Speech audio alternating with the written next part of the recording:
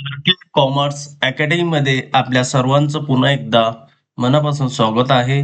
तर आज मी तुमच्यासाठी घेऊन आलेलो आहे टॉपिक एंटरप्रेनरशिप डेव्हलपमेंट म्हणजेच उद्योजकता विकास. या सब्जेक्टवर आपण युनिट वाईज एमसीक्यू पाहणार आहोत. तर चला आपल्या युनिट वाईज एमसीक्यू व्हिडिओला आपण सुरुवात करूया. तर बघा, युनिट 1 एंटरप्रेनरशिप बेसिक्स. बघा, फर्स्ट, उद्योजकतेचा अर्थ काय आहे? A risk taking, B job seeking, C wealth distribution, D social service. तर बघा, उद्योजकतेचा अर्थ रिस्क टेकिंग म्हणजे जोखीम पत्करणे, हा त्याचा मुख्य उद्देश आहे. यानंतर बघा, 2, एंटरप्रेनरशिप शब्दाचा मूळ स्रोत कोणता आहे? Latin, France, Greek, German. तर बघा, एंटरप्रेनरशिप शब्दाचा मूळ स्रोत हा फ्रेंच शब्दापासून आलेला आहे. 3, एंटरप्रेनर म्हणजे कोण? तर बघा, एंटरप्रेनर ज्याला Latin risk barrier, innovator, organiser. तर हे सर्व पर्याय काय आहे? योग्य आहेत. रिस्क घेणारा सुद्धा एंटरप्रेनर असतो. इनोव्हेटर हा सुद्धा एंटरप्रेनरच आहे. यानंतर ऑर्गनायझर हा सुद्धा एंटरप्रेनर असतो.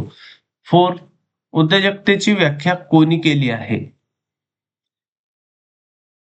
ए शेम्फिटर, बी ड्रकर, सी कंटिलियन, डी मार्शल. तर बघा, उद्योजकतेची व्याख्या जी आहे ती शेम्फिटरनं केलेली आहे.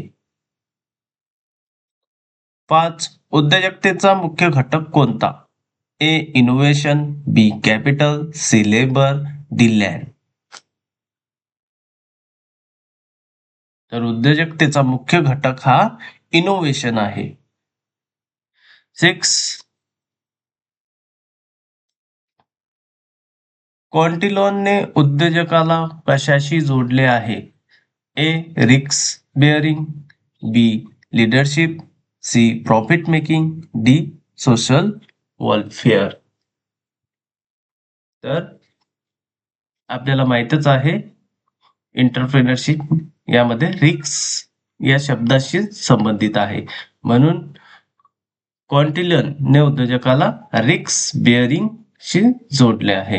7, उद्योजकतेची वाढ कोणत्या घटकावर अवलंबून असते? A economic factor, B social factor, C political factor, D सर्व पर्याय. तर बघा, उद्योजकतेची जी वाढ आहे ती या सर्व घटकांवर अवलंबून आहे. पॉलिटिकल फॅक्टर, आजच्या युगामध्ये युद्ध सुरू आहेत, इराण अमेरिका युद्ध सुरू आहे, त्यामुळे किती मोठा प्रभाव हा आपल्याला उद्योगांवर झालेला दिसतो. तर पॉलिटिकल फॅक्टर सुद्धा उद्योगावर प्रभाव पाडत असतात. यानंतर सोशल फॅक्टर, सामाजिक फॅक्टर सुद्धा उद्योजकतेच्या वाढीवर घटकांवर अवलंबून असते. यानंतर इकॉनॉमिक फॅक्टर. तर हे सर्व पर्याय काय आहेत? उद्योजकतेची वाढ या घटकांवर काय आहे? अवलंबून आहे. यानंतर 8, भारतात उद्योजकतेची वाढ कोणत्या दशकात वेगाने झाली? 1950, 1970, 1990, 2000. तर भारतामध्ये जी उद्योजकतेची वाढ झालेली आहे ती 1990 या दशकामध्ये झालेली आहे. 9, उद्योजकाचे गुणधर्म कोणते? Risk taking, decision making, innovation, सर्व पर्याय. तर बघा, रिस्क घेण्याची क्षमता सुद्धा आणि डिसिजन घेण्याची क्षमता आणि इनोव्हेशन सहन करण्याची क्षमता सुद्धा उद्योजकामध्ये असायला हवी. तर सर्व पर्याय योग्य आहे. 10, इंटेलेक्च्युअल प्रॉपर्टी राईट मध्ये कोणते येतात? ए ट्रेडमार्क, कॉपीराइट, पेटंट. सर्व पर्याय योग्य आहे आणि सर्व शब्दांचा अर्थ सुद्धा एकच आहे. ट्रेडमार्क म्हणजे जे चिन्ह असते आणि कॉपीराइट ते पण चिन्हच राहते आणि पेटंट सुद्धा एक चिन्ह, म्हणजे तिन्ही सर्व पर्याय योग्य आहेत, तिन्ही नावं एकच आहेत. 11 ट्रेडमार्क म्हणजे काय? Brand name protection, B innovation protection, C literacy work protection, D design protection. तर बघा, ट्रेडमार्क म्हणजे ब्रँड नेम प्रोटेक्शन, म्हणजे आपल्या ब्रँडचं नाव, त्यासाठी दिलेलं चिन्ह म्हणजेच ट्रेडमार्क. 12 कॉपीराइट कोणासाठी लागू होते? A literary works, B industrial design, C brand names, D innovation. तर बघा, कॉपीराइट जो आहे तो लिटररी वर्क्स म्हणजे कामासाठी हा वापरतात कॉपीराइट. एखादं काम असेल, कॉपीराइट बा त्याच्यावर फक्त माझाच अधिकार आहे. एखादी समजा आपण उदाहरणार्थ एखादा सॉन्ग घेतला, तर तो सॉन्ग समजा एखाद्या सिंगरने म्हटलेलं आहे, जसं लता मंगेशकरने गाणं म्हटलेलं आहे, तर तिच्या त्या गाण्यावर काय असते? कॉपीराइट असते. अशा प्रकारचं हे लिटरसी वर्क असते. 13 पेटेंट कोणासाठी दिला जातो? A new innovation, B literacy work, C brand name, D logo. तर बघा, पेटंट हा न्यू इनोव्हेशन साठी दिला जातो. पेटंट म्हणजेच बोध चिन्ह. 14 डिझाईन प्रोटेक्शन कोणासाठी असते? A artistic shape, B literary work, C brand name, D innovation. तर बघा, डिझाईन प्रोटेक्शन हा ॲरेस्टिक शेप म्हणजे आकार देण्यासाठी हा असतो डिझाईन प्रोटेक्शन. 15 उद्योजकतेचे प्रकार कोणते आहेत? Innovative entrepreneur, B imitative entrepreneur, C drone entrepreneur, D सर्व पर्याय योग्य. तर बघा, उद्योजकतेचे हे सगळेच प्रकार आहेत. Innovative entrepreneur, imitative entrepreneur, drone entrepreneur, सर्व पर्याय काय आहेत? योग्य आहेत. 16 इनोव्हेटिव्ह एंटरप्रेनर म्हणजे काय? तर बघा, इनोव्हेटिव्ह एंटरप्रेनर म्हणजेच नवीन कल्पना आणणारा, म्हणजे आपल्या बिझनेससाठी नवीन आयडिया सुचवणारा, त्यालाच आपण इनोव्हेटिव्ह एंटरप्रेनर म्हणत असतो. 17 इमिटेटिव्ह एंटरप्रेनर म्हणजे काय? तर इमिटेटिव्ह एंटरप्रेनर म्हणजेच बदल न करणारा. इमिटेटिव्ह एंटरप्रेनर म्हणजेच कॉपी करणारा. जे काही आपण कॉपीचा अर्थ सगळ्यांना माहीतच आहे, म्हणजे डुप्लिकेट करणारा, इमिटेटिव्ह एंटरप्रेनर. 18 ड्रोन एंटरप्रेनर म्हणजे कोण? तर बघा, ड्रोन एंटरप्रेनर म्हणजेच बदल न करणारा, जे आहे माहिती तेच किंवा जसा व्यवसाय चालू आहे तसाच तो चालू देतो, यालाच काय म्हणतात? बदल न करणारा, ड्रोन एंटरप्रेनर. 19 उद्योजकतेच्या वाढीसाठी कोणता सामाजिक घटक महत्वाचा आहे? तर बघा, उद्योजकतेच्या वाढीसाठी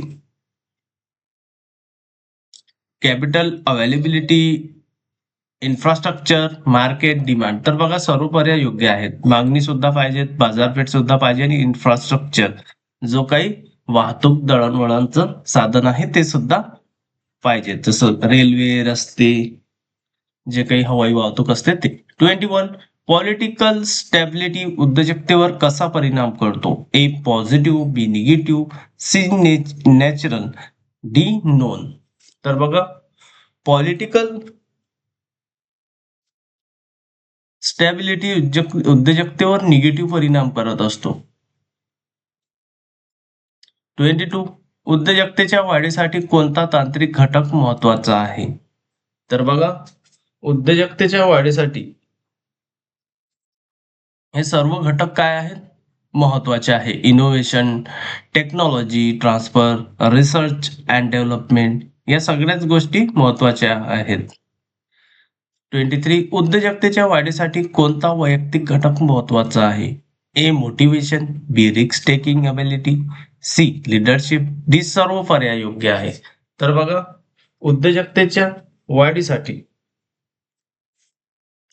मोटिवेशन सुद्धा पाहिजेत, रिस्क टेकिंग अबिलिटी हे सुद्धा पाहिजे, म्हणजे जोखीम पत्करण्याची क्षमता सुद्धा पाहिजे, लिडरशिप नेतृत्व ज्याला आपण म्हणतो ते करण्याची क्षमता सुद्धा पाहिजे, मोटिवेट म्हणजे तो आत्मविश्वासाने परिपूर्ण असायला हवा. तर सर्व पर्याय काय आहेत? योग्य आहेत.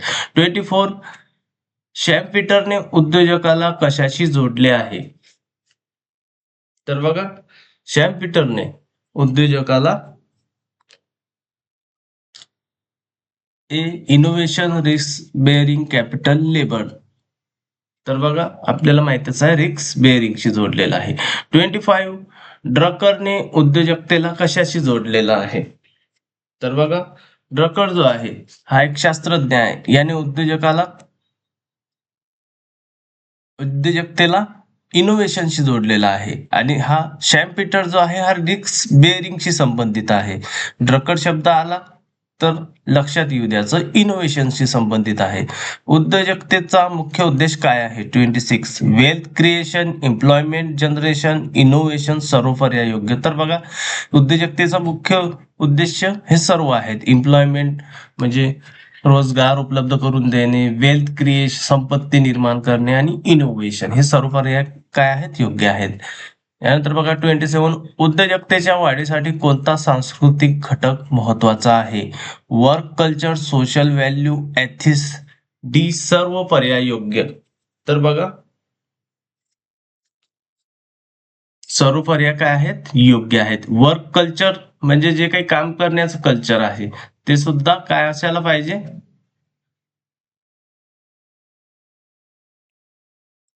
कायम असायला पाहिजे. सोशल व्हॅल्यू, इथिक्स म्हणजे सर्व पर्याय काय आहेत? योग्य आहेत.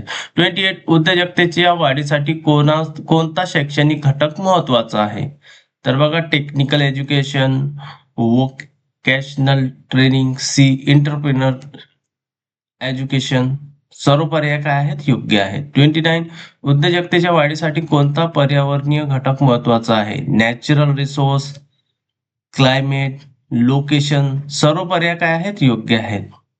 30 उद्योजकतेच्या वाढीसाठी कोणता मनोवैज्ञानिक घटक महत्वाचा आहे? Achievement, motivation, risk taking, self confidence, सर्व पर्याय. तर बघा, सर्व पर्याय काय आहेत? योग्य आहेत.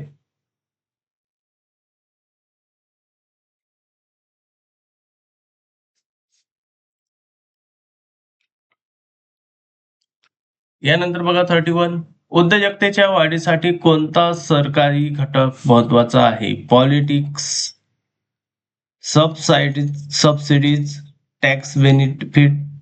तर बघा, या सर्व पर्याय काय आहेत? योग्य आहेत. 32 उद्योजकतेच्या वाढीसाठी कोणता सामाजिक संस्थेचा घटक महत्वाचा आहे? NGOs, cooperative, self help group, सर्व पर्याय काय आहेत? योग्य आहेत. एनजीओ सुद्धा महत्वाचा आहे. कोऑपरेटिव्ह ग्रुप म्हणजे ज्याला आपण एकमेका सहाय्य करू अवघे धरू सुपंत, ही एक म्हण आहे. तर कोऑपरेटिव्हचा हा उद्देशच आहे. तर बघा, सेल्फ हेल्प ग्रुप हे सुद्धा म्हणजे सगळे जे काही हे काय आहेत? हेल्पिंग संस्था आहेत. तर या सर्व पर्याय काय आहेत? योग्य आहेत. 33 उद्योजकतेच्या वाढीसाठी कोणता बाजार घटक महत्वाचा आहे? Demand, supply, competition. तर बघा, मागणी, सप्लाय ज्याला आपण वितरण, आणि कॉम्पिटिशन म्हणजे स्पर्धा, हे सर्व पर्याय काय आहेत? योग्य आहेत. 34 उद्योजकतेच्या वाढीसाठी कोणता वित्तीय घटक महत्वाचा आहे? एक credit facility, venture capital, institutional finance. तर बघा, सर्व पर्याय काय आहेत? योग्य आहेत.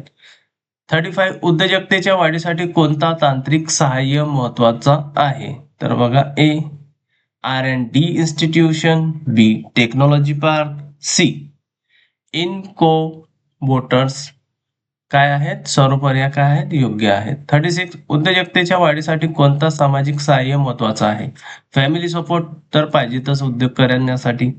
पीर सपोर्ट सुद्धा आवश्यक आहे आणि कम्युनिटी सपोर्ट जे काही आपल्यासोबत काम करतात त्यांचं सुद्धा सपोर्ट महत्वाचा आहे. तर बघा उद्योजकतेच्या वाढीसाठी हे सर्व पर्याय काय आहेत योग्य आहेत. 37 उद्योजकतेच्या वाढीसाठी कोणता वैयक्तिक सहाय्य महत्वाचा आहे? तर बघा सेल्फ मोटिवेशन, स्वतः मोटिवेट राहणे महत्वाचं आहे. लीडरशिप, नेतृत्व क्षमता हे सुद्धा पाहिजे. कॉन्फिडन्स सुद्धा पाहिजे. तर या सर्व पर्याय काय आहेत योग्य आहेत. 38 उद्योजकतेच्या वाढीसाठी कोणता आर्थिक सहाय्य महत्वाचा आहे? सबसिडी ज्याला आपण जे काही एक हे असते सबसिडी सूट असते एक प्रकारची. टॅक्स बेनिफिट तर बघा करामध्ये कपात, क्रेडिट फॅसिलिटी उदारीची सवलत सर्व पर्याय काय आहेत योग्य आहेत उद्योजकतेच्या वाढीसाठी.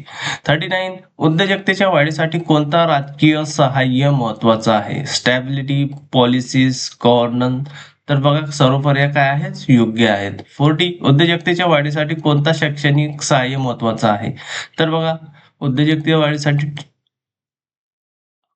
पाहिजे त्या वेळी काय पाहिजे ट्रेनिंग पाहिजेत उद्योजकाला बोलण्याचं कस्टमर सोबत. एज्युकेशन महत्वाचं आहे, मोस्ट इम्पॉर्टंट आहे एज्युकेशन पाहिजेतच. अवेअरनेस सुद्धा हवा आहे. तर सर्व पर्याय काय आहेत योग्य आहेत.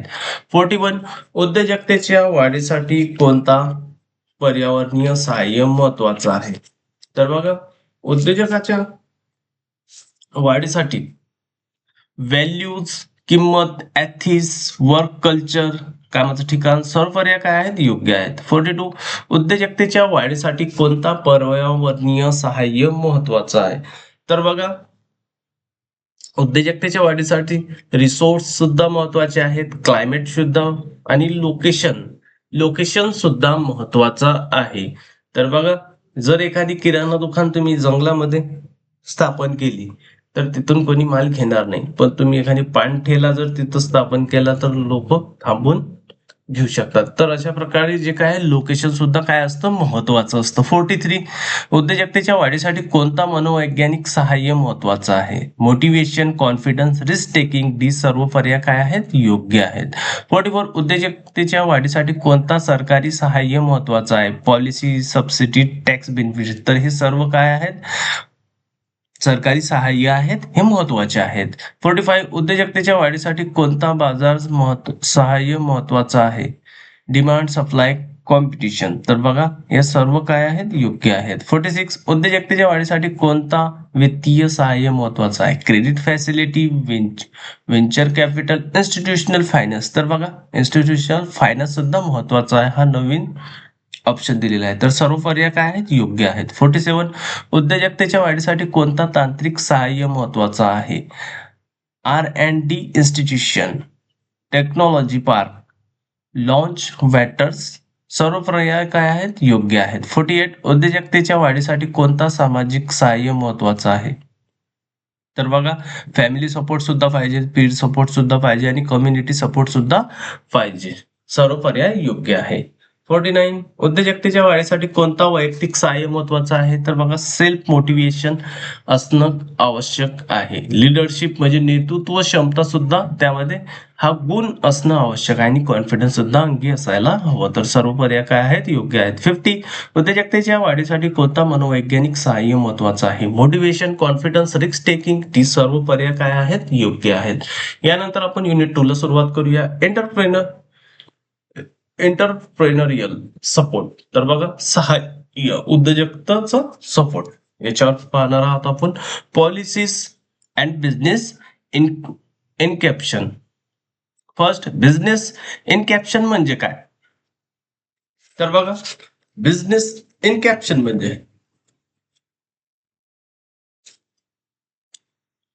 ए training programme, B support system for startups आणि C government subsidy, D market research. तर बघा आपला ऑप्शन राईट जो आहे तो आहे support system for setup startups.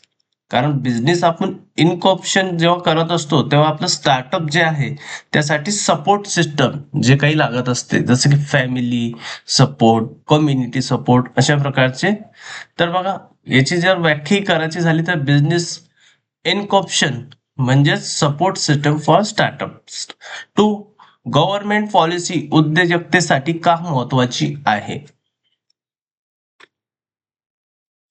तर बघा, का महत्वाची आहे?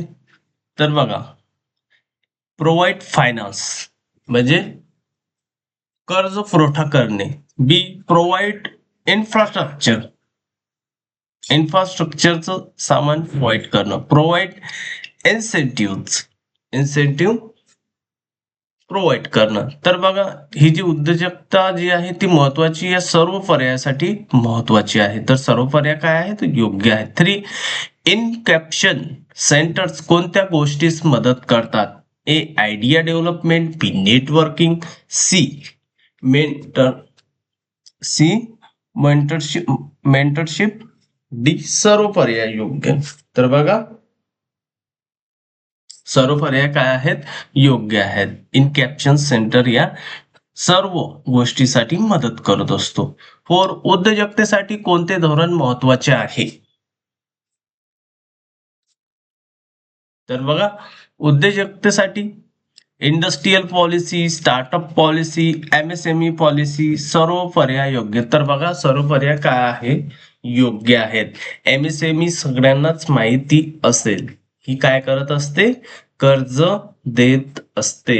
आणि इथं आपल्याला पॉलिसी सुद्धा भेटत असते, सबसिडी सुद्धा भेटत असते उद्योग करण्यासाठी. फक्त आपल्याकडे मला वाटतं 60% अमाऊंट असणं गरजेचे आहे आणि 40% अमाऊंट हे आपल्याला पेड करावी लागते. 5. बिझनेस इनकॅप्शनचे मुख्य उद्दिष्ट काय आहे? तर बघा, त्याचं मुख्य जे उद्दिष्ट आहे, रिड्यूस रिस्क, तर जोखीम सुद्धा जोखीम वाढ, सपोर्ट इनोव्हेशन म्हणजे सपोर्ट म्हणजेच मदत इनोव्हेशन साठी. प्रोव्हाइड रिसोर्सेस म्हणजे रिसोर्सेस पुरवणे. तर सर्व पर्याय काय आहेत? योग्य आहेत. आता ऑन एंटरप्रेनरियल इन्व्हायरमेंट अँड क्लस्टर्स, तर बघा याच्यावर MCQ. 6. एंटरप्रेनरियल इन्व्हायरमेंट म्हणजे काय?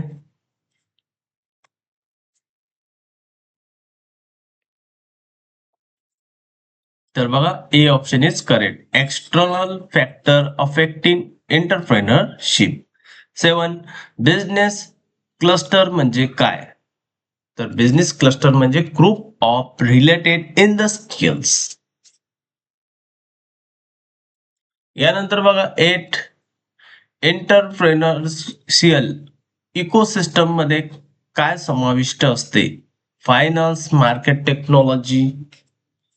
तर बघा, सर्व पर्याय काय आहेत? योग्य. या सर्व गोष्टी यामध्ये समाविष्ट असतात. बाजारपेठ, कर्ज संस्था आणि टेक्नॉलॉजी, जी आपण तंत्रज्ञान वापरतो. 9. क्लस्टर उद्योजकतेस कसे मदत करतात? A. Networking. B. Share resources. C. Market असेल. सर्व पर्याय योग्य. तर बघा, जे उद्योजकता असतात त्यामध्ये क्लस्टर ही मदत करत असतात. तर नेटवर्किंग साठी मदत करत असतात, शेअर रिसोर्सेस साठी सुद्धा करत असते आणि मार्केट असेस साठी सुद्धा करत असतात. तर सर्व पर्याय काय आहेत? योग्य आहेत. 10. एंटरप्रेनरियल इन्व्हायरमेंट मध्ये कोणते घटक महत्वाचे आहेत? Economic, social, political. तर बघा, हे सर्व पर्याय काय आहेत? योग्य आहेत. यानंतर बघा, बिझनेस प्लॅन वर MCQ. 11. बिझनेस प्लॅन म्हणजे काय?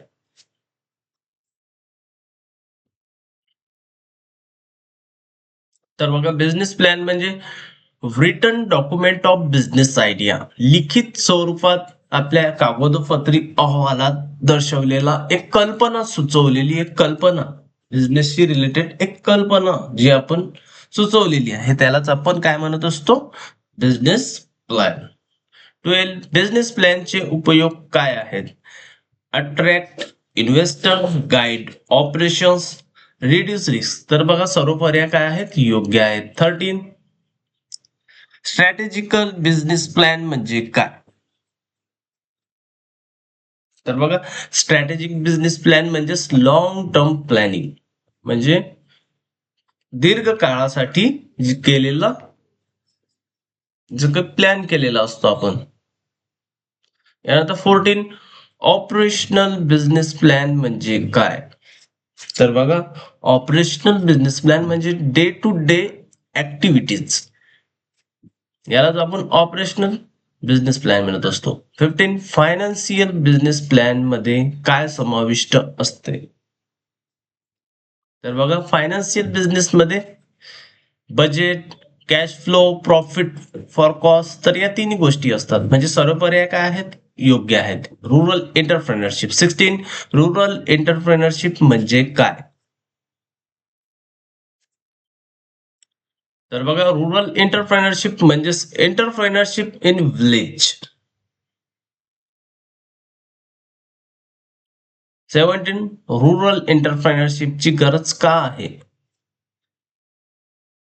तर बघा, रुरल एंटरप्रेनरशिपची जी गरज आहे ती एम्प्लॉयमेंट जनरेशन, म्हणजेच जे काही एम्प्लॉयच्या जे संधी असतात, रोजगाराच्या जे संधी असतात त्या उपलब्ध करण्यासाठी, हे सुद्धा बरोबर आहे. रेड्यूस मायग्रेशन, तर बघा रेड्यूस म्हणजे मायग्रेशन वाढवण्यासाठी सुद्धा बरोबर आहे. रुरल डेव्हलपमेंटसाठी म्हणजे सर्व पर्याय काय आहेत? योग्य आहेत. 18 रुरल एंटरप्रेनर कोणत्या समस्यांना सामोरे जातात?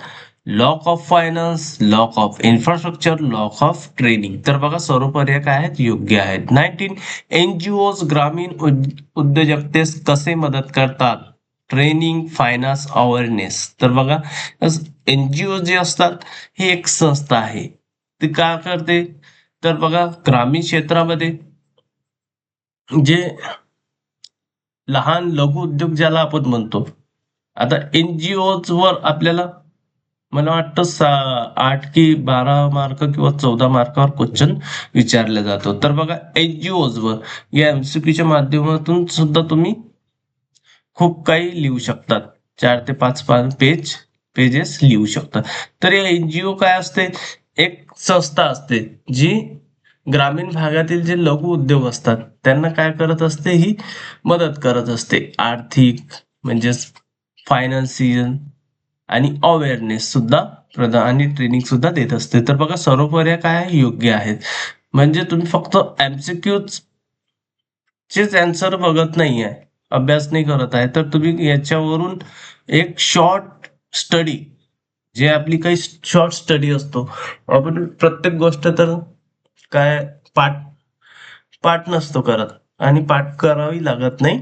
तर फक्त थोडीशी माहिती आपल्या डोक्यात असणं गरजेचं आहे की काय एनजीओ काय आहे, तिचा उद्देश काय आहे. हे एवढ्या लहान सहान गोष्टीवरूनच आपण 14 मार्कचा जो क्वेश्चन पेपरमध्ये विचारला जातो त्याबद्दल खूप काही लिहू शकतो आपल्या मनाने. 20 रुरल एंटरप्रेनरशिपचे फायदे कोणते? ए बॅलेन्स्ड रिजनल डेव्हलपमेंट, बी पॉवर्टी रिड्युशन, सी एम्प्लॉयमेंट, डी सर्व पर्याय योग्य. तर बघा सर्व पर्याय काय आहेत? योग्य आहेत. यानंतर बघा 21 वुमेन एंटरप्रेनरशिप म्हणजे काय? तर वुमेन या शब्दावरून तुमच्या लक्षातच आलेलं असेल. यामधलं ए ऑप्शन राईट आहे, बिझनेस ओन बाय वुमेन. आता दुसऱ्यामध्ये मेन आहे आणि बिझनेस ओन बाय गव्हर्नमेंट, तर गव्हर्नमेंट सुद्धा नाही आहे आणि मेन सुद्धा नाही आहे. यानंतर बघा 22 वुमेन एंटरप्रेनर्स कोणती कार्य करतात? Innovation, rest bearing, decision making, सर्व पर्याय काय योग्य आहे. वुमेन असो की मेन असो सगळ्यांसाठी हे, कारण तो एक उद्योजक आहे, तर सर्व पर्याय काय आहेत? योग्य आहेत. 23 भारतात महिला उद्योजकतेची वाढ कधी झाली? हा महत्वाचा क्वेश्चन आहे. तर बघा भारतात महिला उद्योजकतेची वाढ कधी झाली? तर post independence, post liberalisation, post globalisation, तर बघा सर्व पर्याय योग्य आहेत. इंडिपेंडन्स जेव्हा स्वातंत्र्य मिळालं तेव्हा सुद्धा झाली. लिबरलायझेशन म्हणजे जेव्हा आपण उदारीकरण स्वीकारलं तेव्हा सुद्धा झाली. आणि ग्लोबलायझेशन ज्याला आपण जागतिकीकरण म्हणतो, तर ते झालं तेव्हा सुद्धा महिलांची काय झाली, वाढ झाली. तर सर्व पर्याय काय आहेत, योग्य आहेत. 24 वुमेन एंटरप्रेनर्स कोणत्या समस्यांना सामोरे जातात? Finance, social barriers, lack of training. सर्व पर्याय योग्य आहेत. हे सर्व काय आहेत, समस्या आहेत. याला सामोरे जावं लागतं एका एंटरप्रेनरला. 25 वुमेन एंटरप्रेनरशिपचे फायदे कोणते?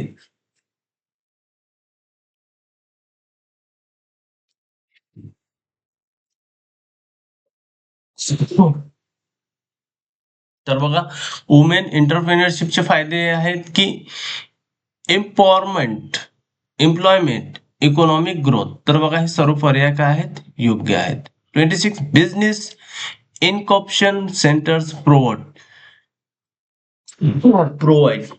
तर बघा, A finance, B mentorship, C networking. तर सर्व पर्याय काय आहेत, योग्य आहेत. बिझनेस इन्क्युबेशन सेंटरचे काय प्रोव्हाइड करत असतात, हे सर्व बिझनेस रिलेटेड प्रोव्हाइड करत असतात. 27 एंटरप्रेन्योरियल इकोसिस्टम मध्ये काय समाविष्ट असते? A finance, B market, C technology. सर्व पर्याय काय आहेत, योग्य. हे सर्व काय असते, एका एंटरप्रेनर इकोसिस्टम मध्ये फायनान्स सुद्धा असते, बाजारपेठ सुद्धा असते आणि तंत्रज्ञान सुद्धा असते. सर्व पर्याय योग्य. 28 बिझनेस प्लॅन कशासाठी उपयुक्त आहे? ए इन्व्हेस्टर आकर्षित करण्यासाठी, ऑपरेशन गाईड करण्यासाठी, सी रिस्क कमी करण्यासाठी, डी सर्व पर्याय योग्य. तर बघा, सर्व पर्याय योग्य आहे. 29 रूरल एंटरप्रेनरशिप कोणती समस्या कमी करते? A urban unemployment, B migration to cities, C industrial pollution, D none. तर बघा, यापैकी एकही नाही. 29 नॉन ऑप्शन इज करेक्ट. कारण बघा, रुरल एंटरप्रेनरशिप, रुरल म्हणजे जे काही असतं आपला, दोन प्रकारचे आपले एरिया असतात. खेड्या गावातील उद्योजक आणि शहरातील उद्योजक. तर बघा, रुरल एंटरप्रेनरशिप आणि अर्बन. तर रुरल जो आहे एंटरप्रेनरशिप, हा रुरलच अनएम्प्लॉयमेंट दूर करेल ना, अर्बनचं करणार नाही. Migration, cities, industrial pollution. तर बघा, हे नाही करत, म्हणजे none option is correct. 30 women entrepreneurship promotes A empowerment, B dependence, C inequality, D known. तर बघा, none option is correct. Women entrepreneurship promote, जे काही लेडीज उद्योजक असतात ते कशासाठी प्रमोट करतात? Empowerment, develop, dependence, inequality, none. तर बघा, none option is correct. 31 cluster development leads to in solution, competition, share आणि ग्रोथ. सर्व पर्याय काय आहेत, योग्य आहेत. 32 एनजीओज ग्रामीण उद्योजकचे कसे मदत करतात? Training, finance, awareness. तर बघा, हे सर्व पर्याय काय योग्य आहेत. 33 strategic plan focus on long term goals, daily activities, budget, non. तर बघा, नोन ऑप्शन इज करेक्ट. 34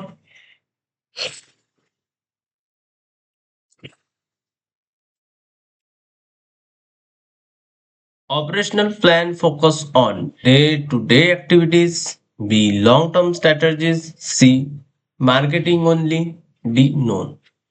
तर बघा, आता मी सर्व ऑप्शन वाचणार नाही, फक्त एक वेळा क्वेश्चन वाचेन आणि नंतर त्याचा डायरेक्टली आन्सर देईल, नाहीतर आपला व्हिडिओ खूप लॉंग होऊन जाईल. तर बघा, 35 फायनान्शियल प्लॅन फोकस ऑन. तर बघा, डी ऑप्शन इज करेक्ट. सर्व पर्याय योग्य. 36 rural entrepreneurship problem includes.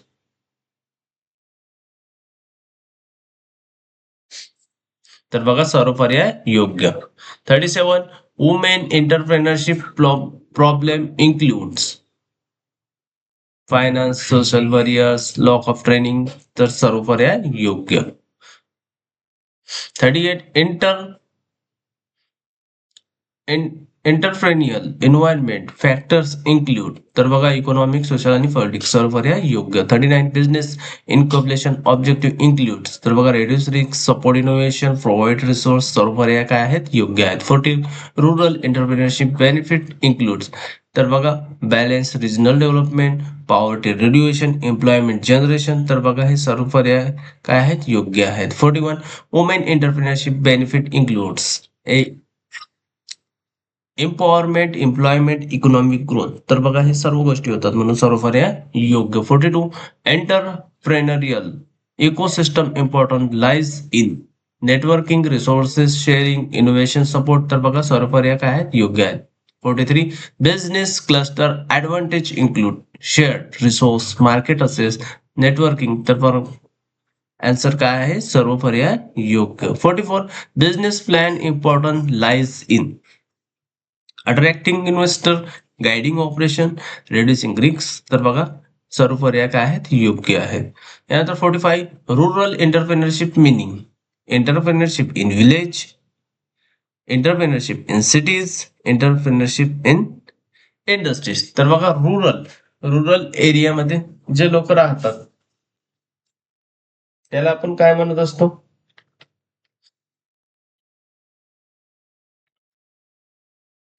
Rural एरियामध्ये जे लोक राहतात त्यांना आपण काय म्हणत असतो विलेज. रुरल म्हणजेच विलेज आणि अर्बन म्हणजेच सिटीमध्ये जे काही राहत असतात entrepreneurship in village. 46 women entrepreneurship meaning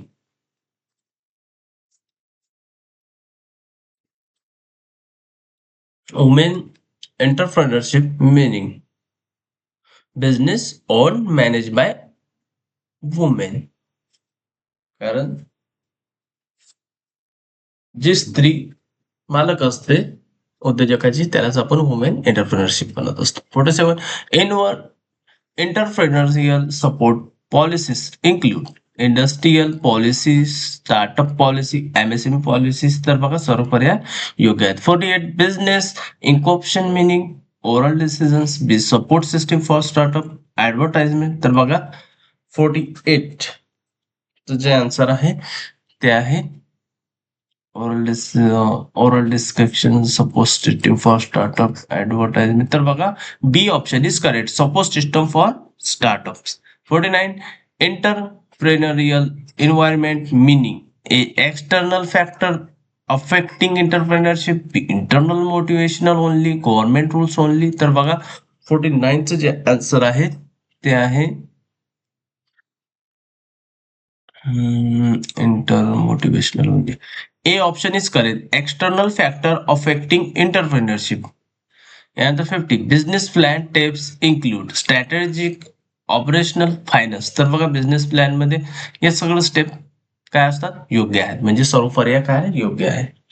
यानंतर युनिट 3 ला आपण सुरुवात करूया स्टार्टअप अँड फायनान्स तर बघा युनिट 3 फर्स्ट स्मॉल एंटरप्राइज म्हणजे काय तर बघा स्मॉल एंटरप्राइज म्हणजेच business with limited capital and man power. यानंतर 2 स्मॉल एंटरप्राइजेस चे महत्व काय आहे तर बघा स्मॉल एंटरप्राइजेसचे महत्व employment generation regional development innovation तर बघा सर्व पर्याय काय आहेत योग्य आहेत. 3 स्मॉल एंटरप्राइजेस कोणत्या समस्यांना सामोरे जातात finance shortage lock of technology marketing problem सर्व पर्याय योग्य आहेत. 4 स्मॉल एंटरप्राइजेस भारतात कोणत्या क्षेत्रात जास्त आहे मॅन्युफॅक्चरिंग सर्व्हिस ऍग्रिकल्चर बेसिड तर बघा सर्व पर्याय योग्य आहेत सर्व क्षेत्रात आहेत. 5 small enterprises contribute to GDP employment expert तर बघा सर्व पर्याय काय आहेत योग्य आहेत.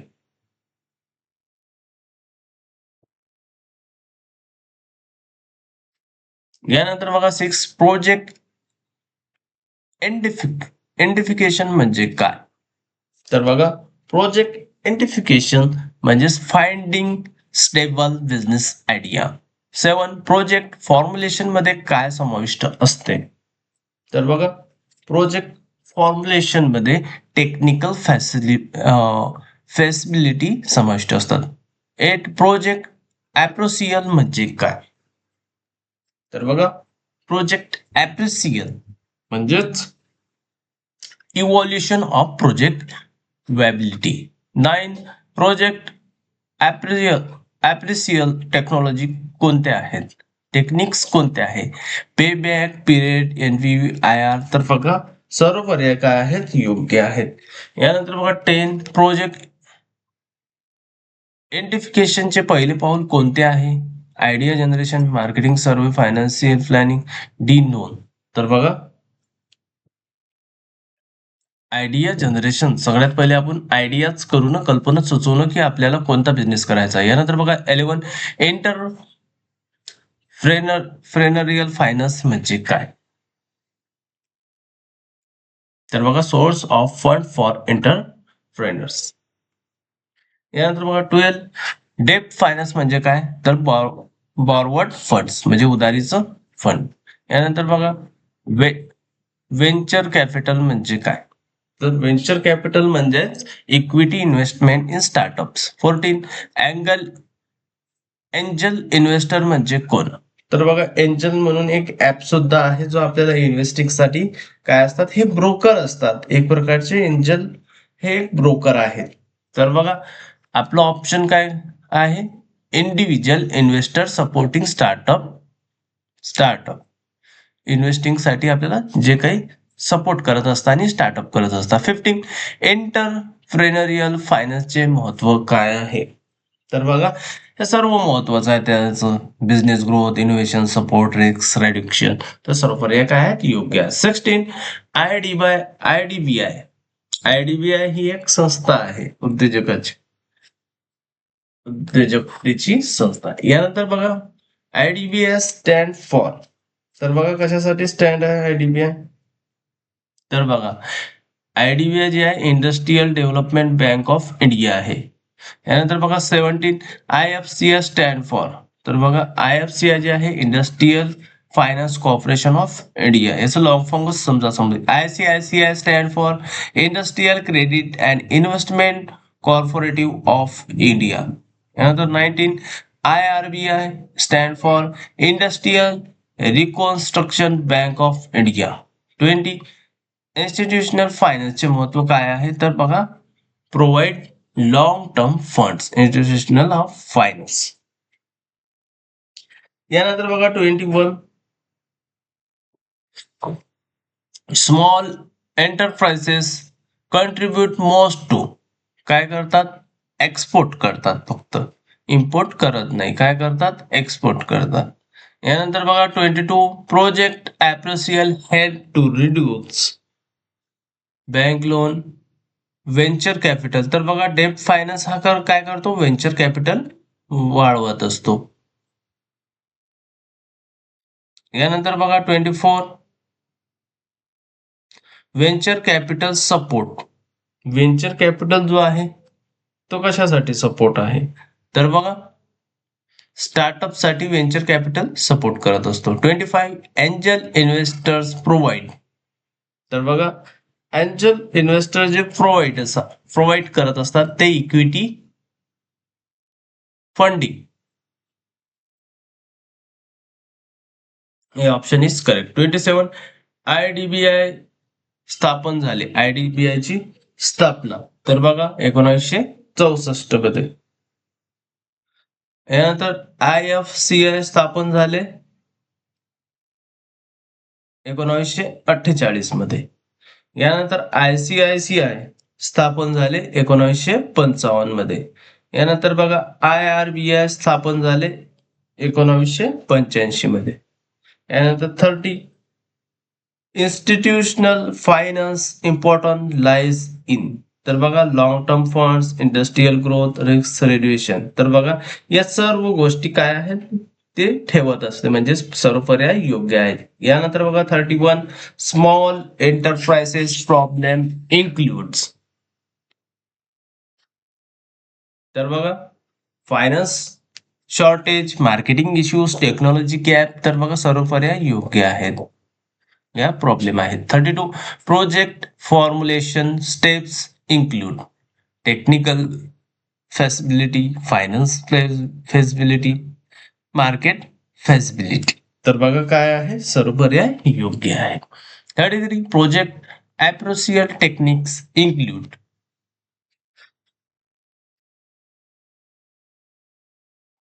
तर बघा pay back period, NPV, I R R ह्या सगळ्या गोष्टी काय असतात, समाविष्ट असतात, म्हणजे सर्व योग्य.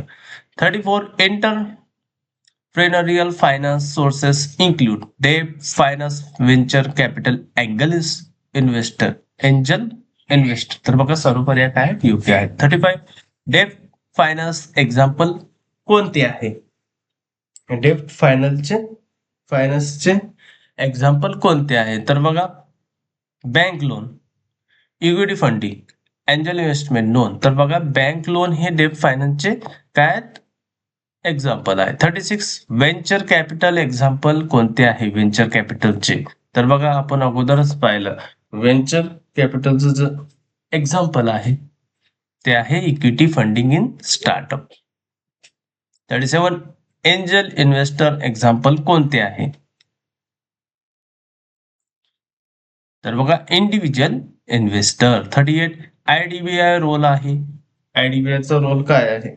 तर बघा आयडीबीआय जी एक संस्था आहे ते काय करत असते, प्रोव्हाइड इंडस्ट्रियल फायनान्स म्हणजे कर्ज पुरवणे, प्रमोट इंडस्ट्रियल ग्रोथ वाढवणे, सपोर्ट एंटरप्रेनर्स म्हणजे उद्योजकतेला सपोर्ट करत असते, मदत करत असते. तर बघा सर्व पर्याय काय योग्य आहे. 39 आयएफसीआयचा रोल काय आहे, provide long term finance, support industrial, reduce risk. तर बघा सर्व पर्याय काय आहेत योग्य आहेत. यानंतर बघा 40 आयसीआयसीचा रोल काय, provide credit, provide investment, support entrepreneurs. तर बघा सर्व पर्याय काय योग्य आहे. यानंतर बघा 41 आयआरबीआयचा रोल काय आहे. तर बघा आयआरबीआयचा रोल सुद्धा काय आहे, industrial reconstruction, revival of risk, industries provide finance. तर बघा सर्व पर्याय योग्य. 42 स्मॉल एंटरप्राइसेस कॉन्ट्रीब्युशन आहे, जीडीपी, एम्प्लॉयमेंट, एक्सपोर्ट. तर बघा सर्व पर्याय योग्य आहे. 43 प्रोजेक्ट आयडेंटिफिकेशन इम्पॉर्टन्स आहे, idea generation, marketing survey, financial planning. तर बघा सर्व पर्याय काय आहेत योग्य आहे. सर्व पर्याय योग्य हे मी मुद्दामून ठेवलेलं आहे, कारण की जे काही क्वेश्चन वाचताना जे काही समस्या येत असतात म्हणजे पाहण्याची, तर त्याकरता मी हे डी ऑप्शन सर्व पर्याय योग्य चूज केलेला आहे. आणि अभ्यासक्रमामध्ये सुद्धा हा ऑप्शन बऱ्याच वेळा रिपीट झालेला आहे, कारण हा सर्व पर्याय योग्य हा जो डी म्हणून ऑप्शन आहे हा असतोच, किंवा सर्व पर्याय चुकीचे किंवा नाही हा शब्द येत असतो. 44 प्रोजेक्ट फॉर्म्युलेशन इम्पॉर्टन्स आहे, प्रोजेक्ट फॉर्म्युलेशनचं इम्पॉर्टंट आहे. तर बघा कशासाठी आहे, टेक्निकल फॅसिबिलिटी, फायनान्स फॅसिबिलिटी, मार्केट फॅसिबिलिटी. तर बघा सर्व पर्याय काय आहेत योग्य आहेत. 45 प्रोजेक्ट अप्रोसियल इम्पॉर्टन्स आहे. तर बघा evaluate, viability, reduce risk, attract investor म्हणजे इन्व्हेस्टर आकर्षित करण्यासाठी. सर्व पर्याय काय आहेत योग्य आहेत. 46 एंटरप्रेन्युरियल फायनान्स इम्पॉर्टन्स आहे, महत्वाचे आहे. तर कशासाठी आहे, बिझनेस ग्रोथ करण्यासाठी, इनोव्हेशनचं सपोर्ट मदत मिळण्यासाठी, रिस्क रिडक्शन म्हणजे जोखीम पत्करण्यासाठी. तर बघा सर्व योग्य आहे. 47 डेब्ट फायनान्स इम्पॉर्टन्स आहे, easy availability, fix repayment, support expansion. तर बघा सर्व योग्य आहे. 48 व्हेंचर कॅपिटल इम्पॉर्टन्स आहे, support innovation, provides equity, encourage startup. तर बघा सर्व पर्याय काय योग्य आहेत. यानंतर बघा 49 एंजल इन्व्हेस्टर इम्पॉर्टंट आहे, provide mentorship, provide equity, encourage innovation. तर सर्व पर्याय काय योग्य आहेत. 50 इन्स्टिट्यूशनल फायनान्स इम्पॉर्टंट आहे, प्रोव्हाइडिंग लॉंग टर्म फंड्स. तर बघा हा जो इन्स्टिट्यूशन ऑफ फायनान्स आहे हा आपल्याला लॉंग टर्म फंड पुरवित असतो. यानंतर सपोर्ट इंडस्ट्रियलिस्ट सपोर्ट सुद्धा हे IFI करत असते. यानंतर बघा रिड्यूस रिस्क, तर सर्व पर्याय काय योग्य आहे. यानंतर बघा युनिट 4 ला आपण सुरुवात करूया. Entrepreneurial skills. बघा elements and sources of skill on MCQ. 1. Entrepreneurial म्हणजे काय? तर बघा एंटरप्रेन्योरियल म्हणजेच technical knowledge, managerial ability, communication and leadership, तर सर्व गुण असणं आवश्यक आहे. म्हणून सर्व पर्याय काय आहेत योग्य आहेत. एंटरप्रेन्योरशिप स्किलचे स्रोत कोणते आहेत? ट्रेनिंग, एज्युकेशन, एक्सपिरियन्स, तर सर्व योग्य आहे. यानंतर बघा 3. एंटरप्रेन्योरशिप स्किल मध्ये कोणते महत्वाचे आहे? कोणते स्किल महत्वाचे आहे असं क्वेश्चन आहे. Innovation, risk taking, decision making, तर सर्व स्किल महत्वाचे आहेत. 4. एंटरप्रेन्योरशिप स्किल विकसित करण्यासाठी कोणते महत्वाचे आहे? विकसित करण्यासाठी वर्कशॉप, सेमिनार्स, प्रॅक्टिकल्स एक्सपिरियन्स, तर सर्व काय योग्य आहे. 5. एंटरप्रेन्योरियल स्किल्सचे घटक कोणते आहेत? टेक्निकल, मॅनेजरियल, पर्सनल, तर सर्व योग्य आहे. Communication skills. 6. कम्युनिकेशन स्किल म्हणजे काय? हा क्वेश्चन खूप वेळा एक्झाम मध्ये विचारण्यात आलेला आहे. तर बघा कम्युनिकेशन स्किल म्हणजेच ability to express ideas, ability to listen, ability to written, सगळं म्हणजेच कम्युनिकेशन स्किल. व्हेरिएबल कम्युनिकेशन मध्ये काय समाविष्ट आहे? तर बघा व्हेरिएबल कम्युनिकेशन मध्ये बोलणे, ऐकणे आणि लिहिणे या सगळ्या गोष्टी महत्वाच्या आहेत. यानंतर बघा 8. नॉन व्हेरिएबल कम्युनिकेशन मध्ये काय समाविष्ट आहे? तर बघा बॉडी लँग्वेज, तुमचा हावभाव कसा आहे, गेस्टर, तुमचा इशारा म्हणजे तुम्ही कोणते हावभाव देता बोलताना, समजवताना, सेमिनार्स देताना, तुम्ही तुमच्या चेहऱ्याचे हावभाव काय असतात, तुमचे इशारे कसे असतात. तर त्यानंतर फेशियल एक्सप्रेशन, तुमच्या चेहऱ्याचा हावभाव काय असतो. या सगळ्या गोष्टी काय महत्वाच्या आहे नॉन व्हर्बल कम्युनिकेशन मध्ये. Way of talking. यानंतर 9. रिटन कम्युनिकेशन मध्ये काय महत्वाचे आहे? क्लॅरिटी, कन्सिस्टन्स, फॉर्मॅलिटी, तर बघा रिटन कम्युनिकेशन जो काय आपण लिहून देत असतो त्या कम्युनिकेशन मध्ये काय महत्वाचं?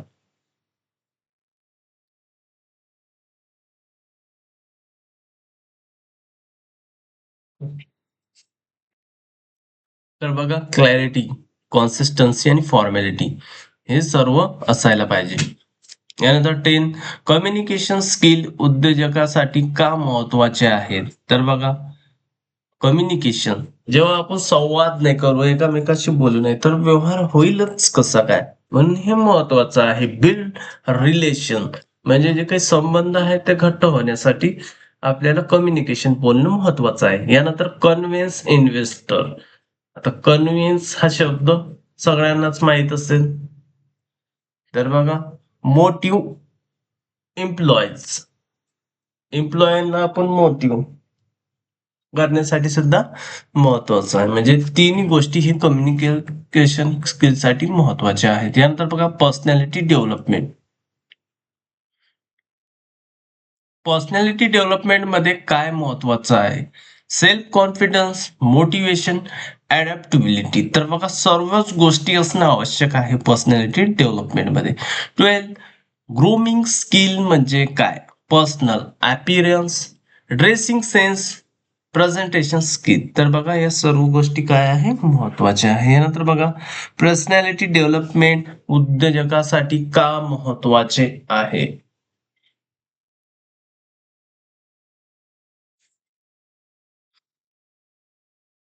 तर बघा पर्सनॅलिटी डेव्हलपमेंट हे उद्योजकासाठी महत्वाचे आहे, कारण बिल्ड इमेज, त्याची जी इमेज आहे ती काय असायला पाहिजे?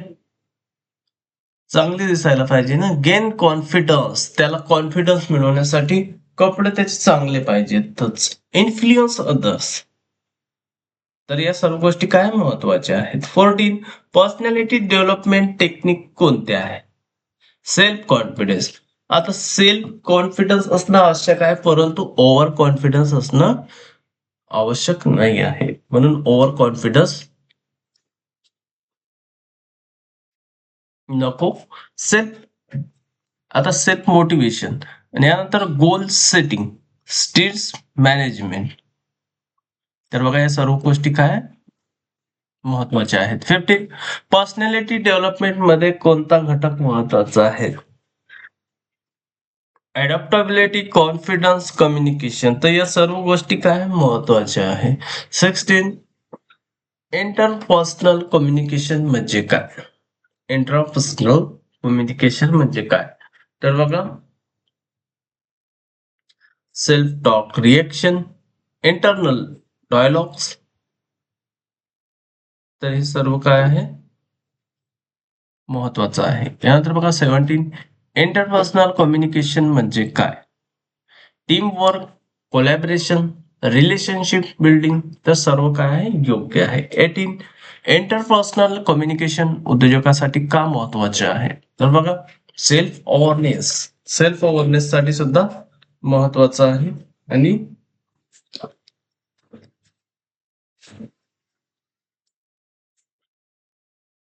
यानंतर डिसिजन मेकिंग, निर्णय क्षमता घेण्यासाठी महत्वाचं आहे. कॉन्फिडन्स बिल्डिंग, आत्मविश्वास वाढवण्यासाठी सुद्धा महत्वाचा आहे. यानंतर बघा 19 एंटरप्रेनर कम्युनिकेशन उद्योजकासाठी का महत्वाचं आहे.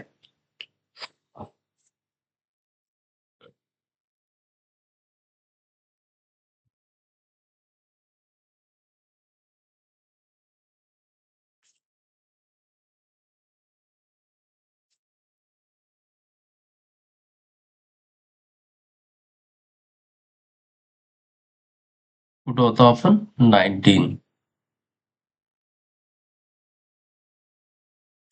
इंटरपर्सनल कम्युनिकेशन उद्योजकासाठी का महत्वाचं आहे. तर बघा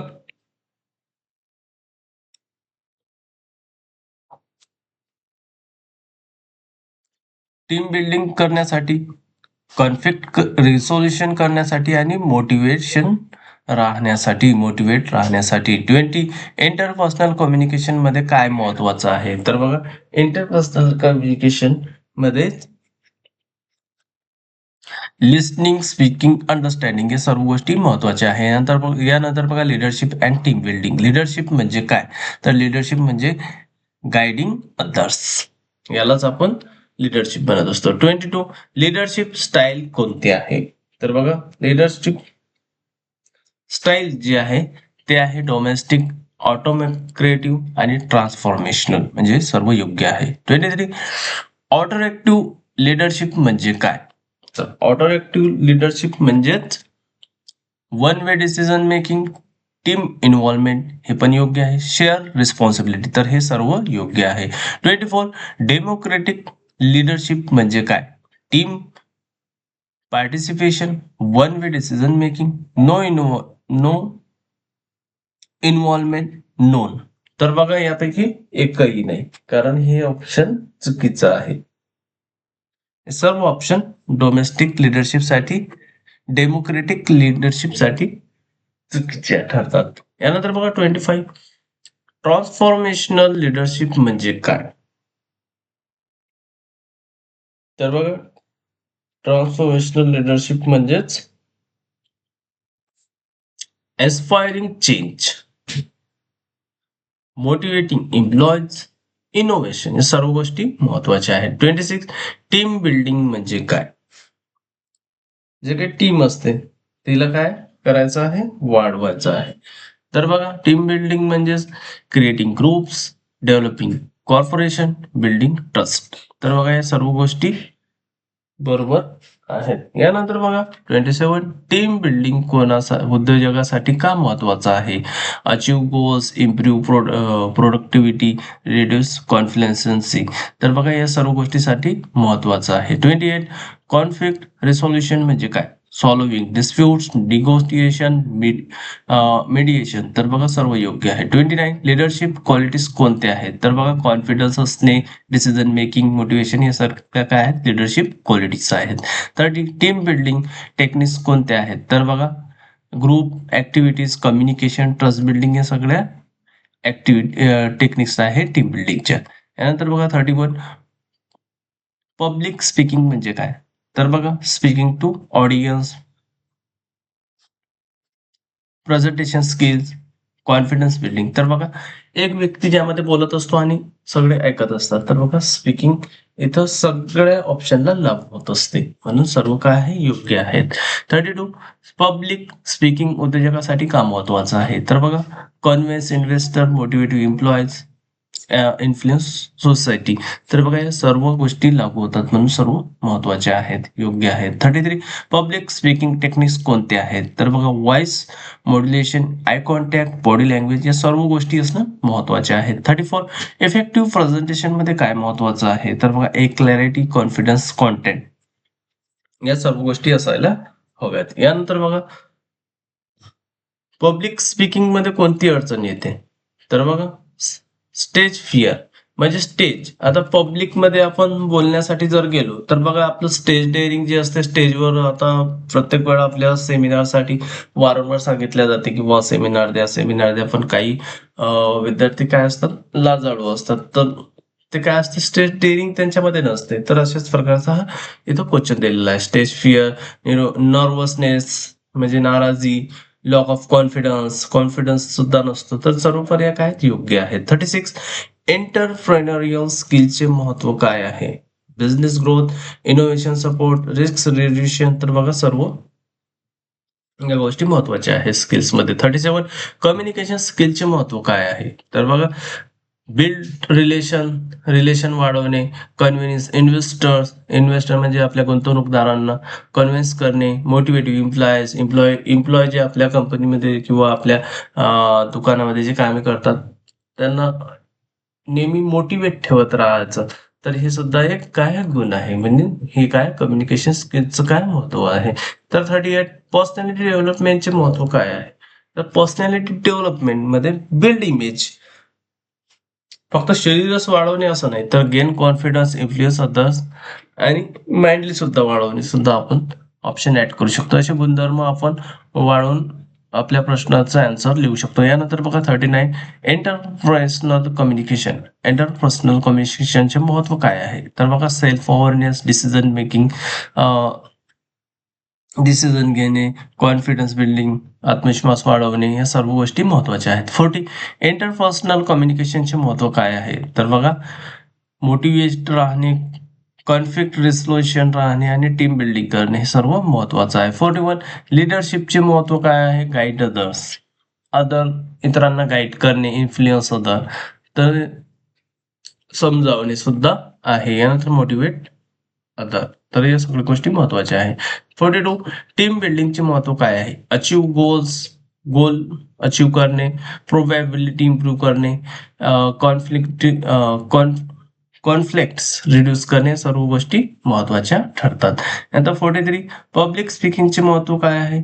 तर बघा पब्लिक जे असते त्याला कन्व्हिन्स करण्यासाठी, त्यानंतर एम्प्लॉय मोटिवेट करण्यासाठी आणि आपले इन्व्हेस्टर गुंतवणूकदार वाढवण्यासाठी महत्वाचं आहे. यानंतर बघा 44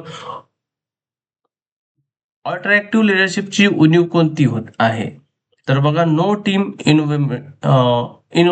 इन्व्हॉल्वमेंट, टीमचं त्यामध्ये काही सहभागपणा नाही. तर बघा हाय पार्टिसिपेशन आणि शेअर्ड रिस्पॉन्सिबिलिटी. तर बघा या सर्वच गोष्टी काय आहेत अट्रॅक्टिव्ह लिडरशिप,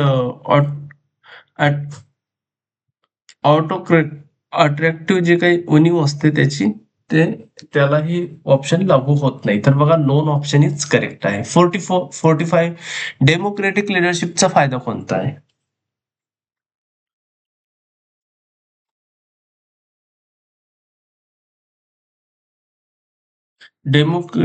डेमोक्रेटिक लिडरशिपचा जो फायदा आहे तो आहे टीम पार्टिसिपेशन. 46 ट्रान्सफॉर्मेशनल लिडरशिपचे फायदे कोणते आहेत? तर बघा ट्रान्सफॉर्मेशनल लिडरशिपचे जे फायदे आहेत, इन्स्पायरिंग चेंज, बदल, मोटिवेटिंग एम्प्लॉयीला मोटिवेट करणे, सपोर्टिंग इनोव्हेशन, हे सर्व पर्याय काय योग्य आहेत. 47 कॉन्फ्लिक्ट रिसॉल्युशनचे महत्व काय आहे? तर बघा, सॉल्व्हिंग डिस्प्यूट, निगोशिएशन, मीडिएशन. बघा, जे काही कॉन्फ्लिक्ट होतात, जे काही वादविवाद होतात, त्यामध्ये काय असते, जे काही समजा भांडणं तंटे, तर जे काही डिस्प्यूट असतात, भांडणं असतात, ते सोडवण्याचं काम, जे काही मध्यस्थ म्हणून आपण मीडिएशन, हे सर्व काय, निगोटिएशन, जे काही नाराजगीपणामुळे जे काही भांडणं, जसे कॉरल वगैरे होत असतात, डिस्प्यूट वगैरे होत असतात, वादविवाद होत असतात, तर त्यांसाठी काय असते, हे रिसॉल्युशन आहे, हे त्याचं महत्वाचं आहे कॉन्फ्लिक्टचं. तर हे सर्व पर्याय काय योग्य आहे. 48 ग्रूमिंगचे महत्व काय आहे? पर्सनल. आता ग्रूमिंग सर्वांनाच माहित आहे. मला कमेंटच्या माध्यमातून कळवा जर तुम्हाला आणखी काही शिकायचं असेल कोणत्या गोष्टीवर. लाईव्ह सुद्धा आता आपलं झालेलं आहे सुरू.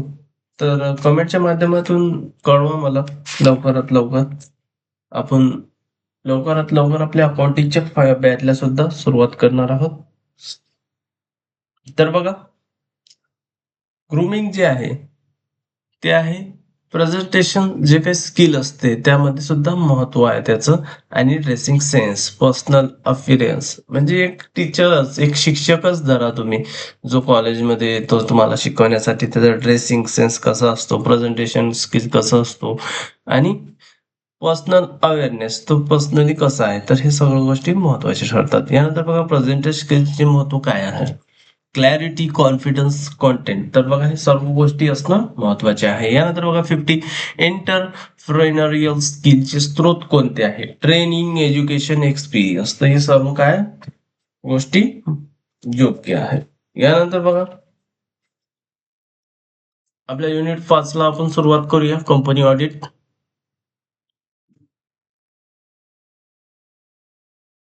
Company auditor. फर्स्ट, कंपनी ऑडिटरची नियुक्ती कोण करतो? तर बघा, कंपनी ऑडिटरची नियुक्ती ही बोर्ड ऑफ डायरेक्टर करत असतो.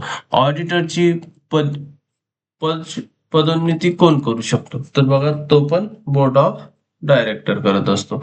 यानंतर ऑडिटरचे अधिकार कोणते आहेत? तर बघा, ऑडिटरचे हे सगळे अधिकार आहे, असिस्ट बुक्स, अटेंड मीटिंग, सिक इन्फॉर्मेशन, सर्व ऑडिटरचे अधिकार आहेत. फोर, ऑडिटरचे कर्तव्य काय आहे? तर बघा, ऑडिटरचे हे सर्व कर्तव्य आहेत: verify account, report fraud, ensure compliance.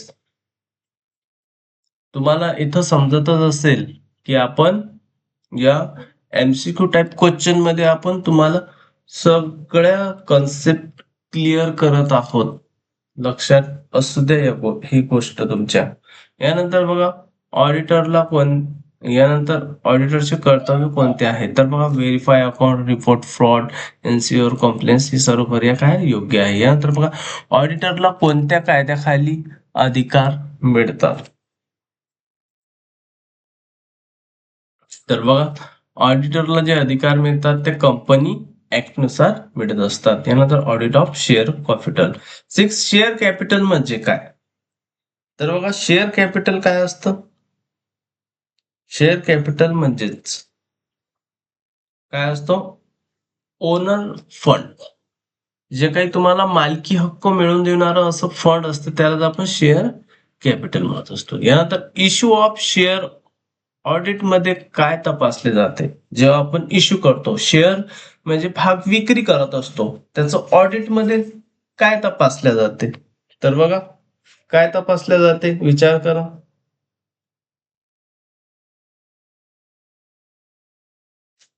तर बघा, प्रॉस्पेक्टस, ऍप्लिकेशन मनी, आणि अलॉटमेंट, या सर्व गोष्टी काय चेक केल्या जातात. 8, for feature of share audit मध्ये काय तपासले जाते? म्हणजे फॉर फीचर म्हणजे जप्ती. ज्या भागाची जप्ती केली जाते तेव्हा ऑडिट मध्ये काय तपासलं जाते? तर बघा, paper resolution, notice to share holder, accounting treatment, या सर्व गोष्टी काय चेक केल्या जातात. 9, reissue of forfeiture share चे ऑडिटमध्ये काय तपासले जाते? जेव्हा आपण शेअर जप्त करतो, समजा एखाद्याला आपण शेअर दिला आणि त्याच्याकडची जी रक्कम आपल्याला मिळालेली नाही, तर आपण त्याचे शेअर काय करतो? जप्त करत असतो आणि जप्त केलेले शेअर आपण स्वतःजवळ न ठेवता ते परत विक्रीला काढतो. तर काय रिइश्यू करतो. तर बघा यासाठी काय तपासल्या जाते? तर बघा बोर्ड रिसॉल्युशन, प्रॉपर एंट्री आणि कंप्लेंट या सर्व गोष्टी काय तपासल्या जातात. यानंतर बघा 10 शेअर कॅपिटल ऑडिटचे उद्दिष्ट काय आहे? तर बघा शेअर कॅपिटल म्हणजेच भाग भांडवल याचं उद्दिष्ट आहे व्हेरीफाय इश्यूज, जे काही इश्यू आहेत ते व्हेरीफाय करणं आणि व्हेरीफाय फॉर फीचर जे काही जप्त केलेले आहेत ते सुद्धा आणि व्हेरीफाय रिइश्यू जे आपण पुन्हा विक्री केलेले आहे अशा शेअरचं ऑडिट करणं हे त्याचं काय उद्दिष्ट आहे. Audit of debenture. आता डेबेंचर सगळ्यांनाच माहित आहे लाभांश. 11 डेबेंचर म्हणजे काय? तर बघा डेबेंचर म्हणजेच लोन इन्स्ट्रुमेंट, जे काही कर्ज जे असते ते इन्स्ट्रुमेंट असते. त्यानंतर बघा 12 इश्यू ऑफ डेबेंचर ऑडिट मध्ये काय तपासले जाते? आपण जेव्हा इश्यू करतो डेबेंचर, तर बघा त्यामध्ये काय तपासलं जात असेल? प्रॉस्पेक्टस, टीम ऑफ इश्यू आणि अकॉर्डिंग एंट्रीज. या सगळं एंट्री कशी झाली, चुकीची झाली का, हे सगळं त्यामध्ये चेक केलं जाते. 13 रिडम्पशन. रिडम्पशन ऑफ डेबेंचर मध्ये डेबेंचरचं ऑडिट मध्ये काय तपासलं जाते? तर बघा रिडम्पशन आपण पुन्हा जे रिडम्पशन करत असतो डेबेंचरचं म्हणजे लाभांशाचं, तर त्यामध्ये बघा सोर्सेस ऑफ फंड, कॉम्प्लायन्स आणि प्रॉपर एंट्रीज हे सर्व तपासले जाते. 14 डेबेंचर ऑडिटचे उद्दिष्ट काय आहे? म्हणजे डेबेंचर ऑडिटचं जे उद्दिष्ट आहे ते आहे व्हेरीफाय इश्यू, व्हेरीफाय रिडम्पशन आणि इन्शुअर कॉम्प्लायन्स हे सर्व काय योग्य आहे. 15 डेबेंचर कोणत्या प्रकारचे असतात? तर बघा डेबेंचर कन्व्हर्टेबल सुद्धा असतात. ज्या डेबेंचर जे असतात ते कन्व्हर्टेबल सुद्धा असतात. ते आपल्या शेअर मध्ये सुद्धा कन्वर्ट होऊ शकतात आणि नॉन कन्व्हर्टेबल सुद्धा असू शकतात आणि सिक्युअर्ड सुद्धा असू शकतात. तर बघा 16 डिव्हिडंड मध्ये म्हणजे काय? तर बघा डिव्हिडंड म्हणजे काय? तर बघा डिव्हिडंड म्हणजेच प्रॉफिट डिस्ट्रीब्युशन. यानंतर बघा डिक्लेरेशन ऑफ डिव्हिडंड ऑडिट मध्ये काय तपासले जाते? तर बघा बोर्ड रिसॉल्युशन, कॉम्प्लायन्स विथ लॉ आणि प्रॉपर एंट्रीज या सर्व गोष्टी चेक केल्या जातात. 18 पेमेंट ऑफ डिव्हिडंड ऑडिट मध्ये काय तपासले जाते? तर बघा mode of payment, time limit, accounting treatment या सर्व गोष्टी चेक केल्या जातात. यानंतर बघा 19 अनपेड डिव्हिडंड ऑडिट मध्ये काय तपासले जाते? जे पेड झालेलं नाही असं लाभांश यामध्ये काय चेक केलं जात असेल? तर बघा transfer to unpaid dividend account खरंच झालेला आहे की नाही, आणि कंप्लायन्स आणि डिस्क्लोजर्स या सगळ्या गोष्टी चेक केल्या जातात. 20 डिव्हिडंड ऑडिटचे उद्दिष्ट काय आहे? तर बघा डिव्हिडंड ऑडिटचं जे उद्दिष्ट आहे ते आहे verify payment, verify unpaid dividend या सर्व गोष्टी आणि व्हेरीफाईड डिक्लेरेशन या सर्व गोष्टी महत्वाच्या आहे. यानंतर बघा audit of resource and surplus याच्यावरती बघा क्वेश्चन. रिसोर्स म्हणजे काय? तर बघा रिसोर्स म्हणजेच रिटेन अर्निंग, जे काही रिटेन अर्निंग असते त्याला आपण रिसोर्स म्हणत असतो. 22 टाइप्स ऑफ रिसोर्सेस काय आहेत, कोणते आहेत? तर बघा टाइप ऑफ रिसोर्सेस हे सगळे आहेत. Capital reserve, general reserve, capital specific reserve म्हणजे ज्याला आपण निधी म्हणत असतो, सामान्य निधी, भांडवल निधी, स्पेसिफिक जनरल निधी ज्याला आपण म्हणत असतो. 23 कॅपिटल रिझर्व्ह ऑडिट मध्ये काय तपासले जाते? तर बघा, source of reserve, proper entries आणि कंप्लायन्स या सर्व गोष्टी तपासल्या जातात. यानंतर बघा 24 जनरल रिझर्व्ह ऑडिट मध्ये काय तपासल्या जाते? तर डिस्क्लोजर्स, प्रॉपर एंट्रीज आणि ट्रान्सफर ऑफ प्रॉफिट या सर्व गोष्टी तपासल्या जातात. यानंतर बघा 25 सरप्लस ऑडिट मध्ये काय तपासले जाते? तर बघा, सरप्लस ऑडिट मध्ये डिस्क्लोजर्स, प्रॉपर एंट्रीज आणि प्रॉफिट कॅरीड फॉरवर्ड या गोष्टी तपासल्या जातात. यानंतर बघा 26 फायनल अकाउंट ऑडिट मध्ये काय तपासले जाते? तर बघा, फायनल अकाउंट ऑडिट मध्ये आपण नोट्स टू अकाउंट, जे काही नोट्स असतात अकाउंटच्या, आणि प्रॉफिट अँड लॉस अकाउंट आणि बॅलन्स शीट या सगळ्या गोष्टी आपण काय चेक करत असतो. 27 बॅलन्स शीट ऑडिट मध्ये काय तपासले जाते? तर बघा, असेट आणि लायबिलिटी आणि डिस्क्लोजर्स बरोबर आहेत की नाही, ज्या संभव आपण ज्यांना म्हणतो, या सर्व गोष्टी तपासल्या जातात. 28 profit and loss account audit मध्ये काय तपासल्या जाते? तर बघा, प्रॉफिट अँड लॉस अकाउंट मध्ये काय इन्कम, एक्सपेन्स आणि प्रॉफिट या तीनच गोष्टी असतात. इन्कम ची पदे, एक्सपेन्सची पदे आणि प्रॉफिट किंवा लॉस या सर्व गोष्टी तपासल्या जातात. यानंतर बघा 29 नोट टू अकाउंट ऑडिट मध्ये काय तपासले जाते? नोट्स टू अकाउंट ऑडिट मध्ये डिस्क्लोजर, कंप्लायन्स आणि प्रॉपर एंट्रीज आहेत की नाही या सर्व गोष्टी तपासल्या जातात. 30 फायनल अकाउंट ऑडिटचे उद्दिष्ट काय आहे?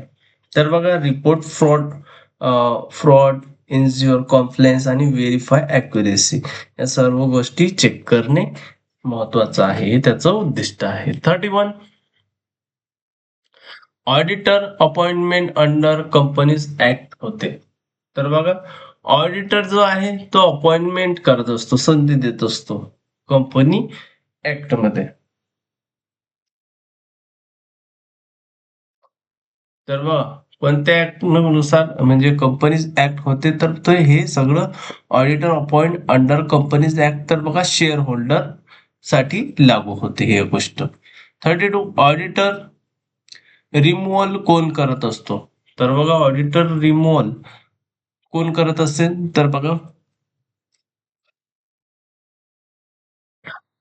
ऑडिटर रिमूव्हल शेअर होल्डर करत असतात. यानंतर बघा 33 ऑडिटरचे अधिकार कोणते आहेत? तर बघा, ऍसेस, बुक्स, अटेंड मीटिंग, सिक इन्फॉर्मेशन हे सर्व गोष्टी महत्वाच्या आहेत. यानंतर बघा 34 ऑडिटरचे कर्तव्य कोणते आहेत? तर बघा, इन्शुअर कंप्लेन्स, व्हेरीफाय अकाउंट आणि रिपोर्ट फंड हे सगळं काय कर्तव्य आहे. 35 शेअर कॅपिटल ऑडिट मध्ये काय तपासले जाते? तर बघा, शेअर कॅपिटल मध्ये रिइश्यू केलेले शेअर, इश्यू केलेले शेअर, जप्त केलेले शेअर म्हणजे विकलेले, पुन्हा विकलेले, मग जप्त केलेले आणि ते जप्त केलेले पुन्हा विकलेले अशा सर्व तपासले जाते. 36 डेबेंचर ऑडिट मध्ये काय तपासलं जात असेल? तर बघा, इश्यू केलेले डेबेंचर, रिडम्पशन ऑफ डेबेंचर, जप्त केलेले आणि कंप्लायन्स सर्व गोष्टी चेक केल्या जातात. 37 डिव्हिडंड ऑडिट मध्ये काय तपासले जात असेल? तर बघा, अनपेड डिव्हिडंड, अदत्त dividend, paid dividend, payment, declaration सर्व गोष्टी चेक केल्या जातात. 38 रिझर्व्ह ऑडिट मध्ये काय तपासले जाते? तर बघा, जनरल रिझर्व्ह, स्पेसिफिक रिझर्व्ह आणि कॅपिटल रिझर्व्ह, भांडवल निधी, सामान्य निधी ज्याला जनरल निधी आपण म्हणत असतो.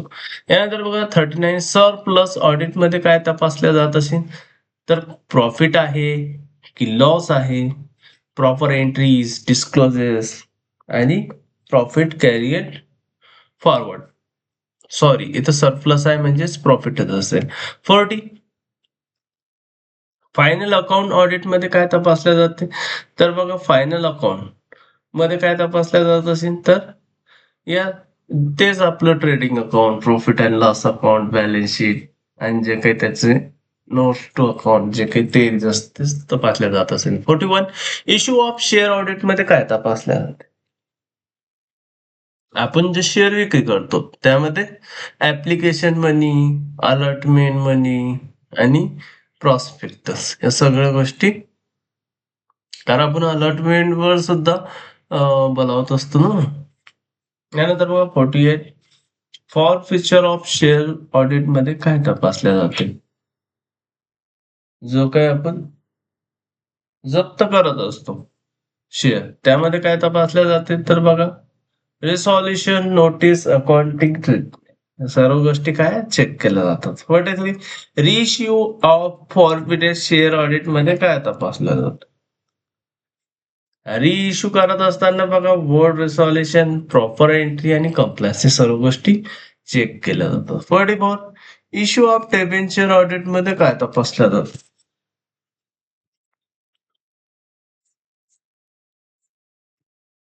तर बघा इश्यू ऑफ डेबेंचर ऑडिट मध्ये accounting entry, terms of issue आणि प्रॉस्पेक्टस या सर्व गोष्टी तपासल्या जातात. यानंतर बघा 45 रिडम्पशन ऑफ डेबेंचर ऑडिट मध्ये काय तपासल्या जाते, तर बघा कंप्लायन्स, प्रॉपर एंट्रीज आणि सोर्सेस ऑफ फंड या सगळ्या गोष्टी तपासल्या जातात. 46 डिक्लेरेशन ऑफ डिव्हिडंड ऑडिट मध्ये काय तपासल्या जाते, तर बघा बोर्ड रिसोल्युशन, कंप्लायन्स विथ लॉ आणि प्रॉपर एंट्रीज या गोष्टी तपासल्या जातात. 47 पेमेंट ऑफ डिव्हिडंड मध्ये ऑडिट मध्ये काय तपासल्या जाते, जेव्हा आपण लाभांशाचं पेमेंट करत असतो तेव्हा त्यामध्ये ऑडिट मध्ये काय तपासल्या जाते, तर बघा टाइम लिमिट, अकाउंटिंग ट्रीटमेंट आणि मोड ऑफ पेमेंट या सर्व गोष्टी तपासल्या जातात. यानंतर बघा 48 अनपेड डिव्हिडंड मध्ये ऑडिट मध्ये काय तपासल्या जात असेल, तर बघा compliance, transfer to unpaid dividend account आणि डिस्क्लोजर्स. 49 बॅलन्स शीट ऑडिट मध्ये काय तपासल्या जाते, तर बघा बॅलन्स शीटचं जेव्हा आपण ऑडिट करत असतो तर बॅलन्स शीट मध्ये असेट, लायबिलिटी आणि डिस्क्लोजर्स ज्या समायोजन असतात त्यांचं काय होत असते, ऑडिट होत असते. यानंतर 50 प्रॉफिट अँड लॉस अकाउंटचा ऑडिट काय तपासल्या जात असेल, तर बघा इन्कम, एक्सपेन्स आणि प्रॉफिट या सर्व गोष्टीच तपासल्या जाऊ शकतात. तर बघा हे क्वेश्चन घुमून फिरवून सुद्धा विचारले जाऊ शकतात आणि इथं सर्व पर्याय योग्य हा ऑप्शन दिलेला आहे. तर बघा कदाचित हा दिलेला नसू शकतो, तर ही गोष्ट लक्षात ठेवा. तसं तर तुमच्या एक्झाम मध्ये ज्या प्रकारे विचारण्यात आलेले आहेत तर त्यानुसारच मी हा क्वेश्चन सेट तयार केलेला आहे. तर अशाच प्रकारच्या व्हिडिओसाठी आणि अशाच प्रकारच्या व्हिडिओसाठी आर के कॉमर्स अकॅडमीला सबस्क्राईब करा आणि दुसरा व्हिडिओ कोणत्या टॉपिक वरती बनवायचा आहे यासाठी मला तुम्ही नक्कीच कमेंट करा, कारण तुमचा प्रतिसाद जेव्हापर्यंत राहणार नाही तोपर्यंत व्हिडिओ बनवण्यासाठी मी मोटिवेट होणार नाही. तर लक्षात असू द्या. धन्यवाद.